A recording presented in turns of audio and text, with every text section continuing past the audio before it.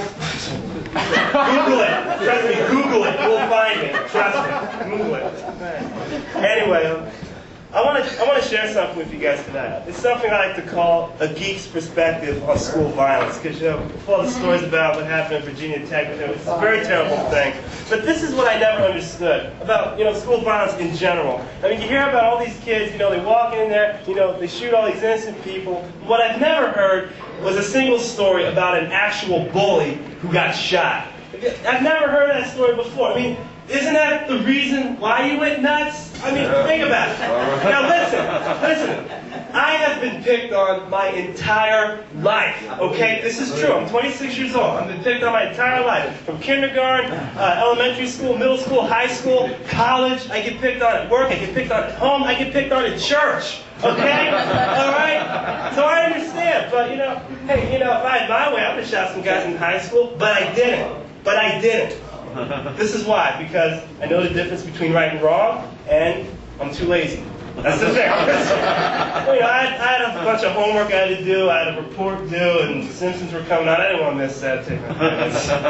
Look, it's never a good idea, to take vengeance out on anybody. See, it's a lot better for me to fantasize about it. You see, that's the great advantage about being a geek. We have the best revenge fantasies. Every time, not a day goes by, that if some guy's mess with me, I can't imagine, like the earth opening up and he would fall down into a deep chasm and fall in like a pit of lava and his body explodes in a giant fireball.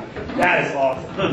This is my favorite revenge fantasy. You ever play Mortal Kombat? You ever play Mortal Kombat? That's a great game. Imagine the final round. You're about to knock out your opponent. You take out this big sword and you gut him. Then they're like, Jim wins. Fatality. I love that game. So, you guys like horror movies? Yeah.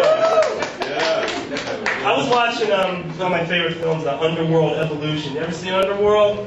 Yeah, vampires and werewolves. You can't go wrong with that. My two favorite monsters in horror movies, vampires and werewolves. But with vampires, they're too easy to kill because they have too many weaknesses. I mean, how do you kill a vampire? Well, safe to the heart, sunlight, garlic, holy water.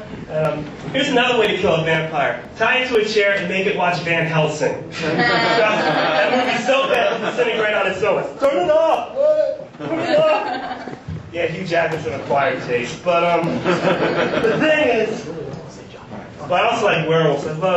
I love movies with werewolves in. They're so awesome. I mean, wouldn't it be cool to actually be a werewolf? I'm just thinking about this a lot. That would be awesome. Every time the moon is full, I just stand outside and wait. Come on! Nothing.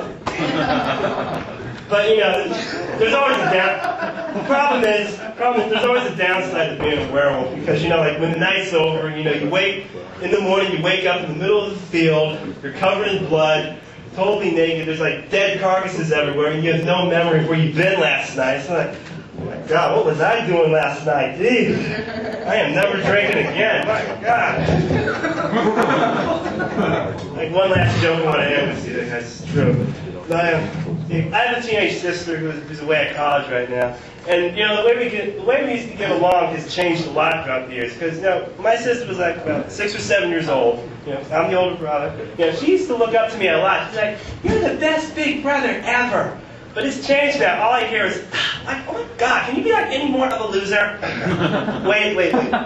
Actually, my dad said that. I don't know why. Yeah, it shows you where I'm coming from. Anyway, that's all I got for you tonight. I'm Jim DeShields. Good night.